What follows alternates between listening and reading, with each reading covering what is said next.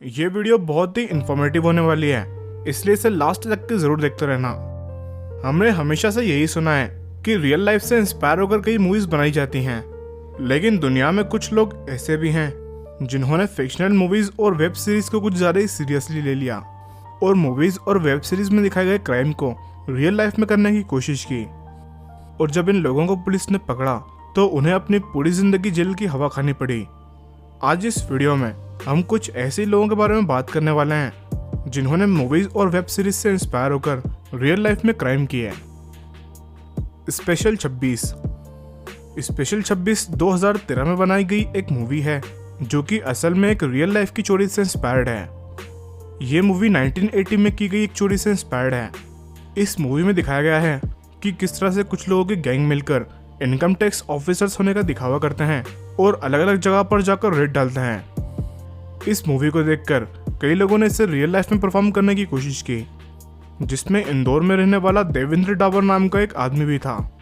देवेंद्र ही इस प्लान का मास्टरमाइंड था। इसने इंदौर के सिलिकॉन सिटी में 45 लोगों की एक टीम तैयार की, जिसमें ड्राइवर्स, प्यून्स और ऑफिस में काम करने वाले लोग भी थे। देवेंद्र ने हर तरह से प्लान की तैयारी की हुई थी।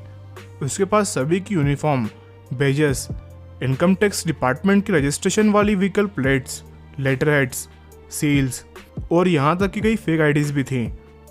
इन सभी लोगों ने इंदौर की अलग अलग जगह पर रेड डालकर 40 लाख रुपए से भी ज़्यादा जमा कर लिए और ये हर बार बचने में कामयाब हो जाया करते थे। लेकिन जब इन्हीं की टीम में से एक वर्कर ने देवेंद्र से अपने 3 महीने की सैलरी मांगी, तब देवेंद्र ने बताया कि गवर्नमेंट का इतना बजट नहीं है। तब उस आदमी के दिमाग में शक पैदा हो गया और उसने पुलिस से इस बारे में कंप्लेन की, जिसके बाद देवेंद्र और उसके सभी टीम वालों को गिरफ्तार कर लिया गया। लेकिन सिर्फ यही केस नहीं है, बल्कि इस मूवी को देखकर 15 से भी ज्यादा चोरी हो चुकी हैं। मुन्ना भाई MBBS। मुन्ना भाई का ये कॉमेडी सीन तो शायद हम में से सभी लोगों को याद ही होगा, जिसमें मुन्ना भाई टीचर को किडनैप कर लेते हैं और टीचर की हेल्प लेकर एग्जाम हॉल में चीटिंग करते हैं। लेकिन शायद किसी ने सोचा भी नहीं होगा कि कोई इसी चीटिंग रियल लाइफ में भी कर सकता है। लेकिन ऐसा रियल लाइफ में भी हो चुका है। 2019 में मुंबई में हो रहे SSC के एग्जाम के दौरान 11 स्टूडेंट्स ऐसी चीटिंग करते हुए पकड़ाए। ये सभी स्टूडेंट्स एक दूसरे से ब्लूटूथ डिवाइस की मदद से कनेक्टेड थे। इन्होंने अपने शर्ट के अंदर माइक्रोफोन छुपाया हुआ था और साथ ही साथ ब्लूटूथ डिवाइस को अपने बालों के अंदर छुपाया हुआ था, जिसकी मदद से एक दूसरे से बात कर पा रहे थे और साथ ही कॉलेज के बाहर से भी कोई इनकी मदद कर रहा था। पुलिस ने इन सभी स्टूडेंट्स को गिरफ्तार कर लिया और इन पर कार्रवाई की गई। धूम 2। धूम फ्रेंचाइज अपने कमाल की मास्टरमाइंड चोरी की वजह से काफी फेमस है, लेकिन इन मूवीज को देखकर कई लोगों ने रियल लाइफ में चोरी करने की कोशिश भी की। ऐसे ही नई दिल्ली में रहने वाले विनय, तरुण और आदिल भी थे। मूवीज देखने के बाद इन्होंने भी म्यूजियम को ही अपना निशाना बनाया और national handicrafts and handlooms museum में एक बड़ी चोरी करने का प्लान बनाने लगे। इनमें से 2 लोग स्कॉलर्स बन के एंटिक की चीज़ों की रिसर्चिंग करने के बहाने डेली म्यूजियम में आने जाने लगे, जिससे इन्हें यह पता चला कि म्यूजियम के CCTV कैमरास नॉन फंक्शनल हैं।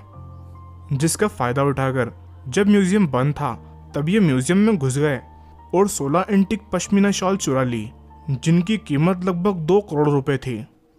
लेकिन पुलिस ने जल्द ही इन तीनों को पकड़ लिया और जब इन लोगों से इस बारे में पूछताछ की गई तब उन्होंने बताया कि वो धूम 2 मूवी से इंस्पायर्ड थे और खासकर उस सीन से जब ऋतिक रोशन म्यूजियम में चोरी करते हैं। लेकिन सिर्फ यही केस नहीं है जब किसी ने धूम 2 देखकर चोरी करने की कोशिश की हो, बल्कि गाजियाबाद में रहने वाले रघु खोसला ने जब ये मूवी देखी तब वो धूम 2 में दिखाए गए ऋतिक रोशन के कैरेक्टर से बहुत ज़्यादा इंस्पायर हुआ। उसने ये सोचा कि मैं भी धूम 2 के ऋतिक रोशन की तरह भेस बदल कर चोरी कर सकता हूँ। जिसके बाद उसने भेस बदल कर कई चोरियाँ की, जिसमें राजधानी और शताब्दी एक्सप्रेस जैसी कई ट्रेन भी शामिल हैं। इसने ट्रेन में बैठे कई पैसेंजर्स को अपना शिकार बनाया, जिसमें ये कभी चाय वाला, कभी चिप्स बेचने वाला तो कभी सफाई वाला बनकर चोरी करता था। इसके साथ उत्तर प्रदेश का एक पुलिस कांस्टेबल भी मिला हुआ था, जो कि हर चोरी के बाद रघु को कवर देकर उसे एक सेफ जगह पर पहुंचा दिया करता था। जब पुलिस ने इन दोनों को पकड़ा तभी एक SUV को चुराकर भाग रहे थे। जब पुलिस ने रिमांड पर लेकर इन दोनों से सवाल जवाब किए तब ये सामने आया कि ये दोनों चोर धूम 2 में दिखाए गए ऋतिक रोशन के कैरेक्टर से बहुत ज़्यादा इंस्पायर थे, जिसकी वजह से उन्होंने ऐसा किया। नंबर 1 के बारे में जानने से पहले अगर आप चैनल पर नए हैं या अभी तक आपने द नॉलेज बुक चैनल को सब्सक्राइब नहीं किया है तो अभी सब्सक्राइब कर लीजिए और पास में इस बेल आइकन पर जरूर क्लिक कर लेना ताकि ऐसे इंटरेस्टिंग वीडियोस आपको डेली मिलते रहें। Money heist. मनी हाइस्ट हम में से बहुत से लोगों की फेवरेट वेब सीरीज होगी। इस वेब सीरीज में हमें ये देखने को मिलता है कि कैसे एक मास्टरमाइंड प्रोफेसर अपने गैंग के साथ मिलकर बैंक में चोरी करता है। इस वेब सीरीज में बहुत से ट्विस्ट एंड टर्न्स हैं जिसे तमिलनाडु में रहने वाले एस मॉर्गन नाम के एक आदमी ने बहुत ही सीरियसली ले लिया। उसने जब इस वेब सीरीज में दिखाए गए प्रोफेसर को देखा तब उसे ये रियलाइज हुआ कि वो भी किसी से कम नहीं है और वो भी कुछ ऐसे ही काम कर सकता है। इस बात को ध्यान में रखते हुए उसने वेब सीरीज की तरह ही 8 लोगों की टीम बना ली और मनी हाइस्ट के प्रोफेसर की तरह ही इसने इन लोगों को ट्रेन करना भी शुरू कर दिया। कई महीनों की प्लानिंग करने के बाद इन्होंने किसी बैंक में तो चोरी नहीं की बल्कि साउथर्न इंडिया की फेमस ललिता ज्वेलरी शॉप में चोरी करने की सोची। 2 चोरों ने मिलकर साइड वॉल में एक होल कर दिया और ज्वेलरी शॉप में घुस गए। सीसीटीवी कैमरा से ये देखने को मिलता है कि ये पहले ग्राउंड फ्लोर पर रखी हुई सारी ज्वेलरी चुरा लेते हैं और उसके बाद फर्स्ट, सेकंड और थर्ड फ्लोर को भी पूरा खाली कर दिया। एक रिपोर्ट के मुताबिक इन्होंने 15 करोड़ रुपए का सामान चोरी किया। ये सभी लोग भागने में कामयाब रहे, लेकिन कुछ दिनों के बाद पुलिस ने इनके एक पार्टनर को अरेस्ट कर लिया और जब इसे अरेस्ट किया गया तब इसके पास 5 किलो गोल्ड और डायमंड्स थे।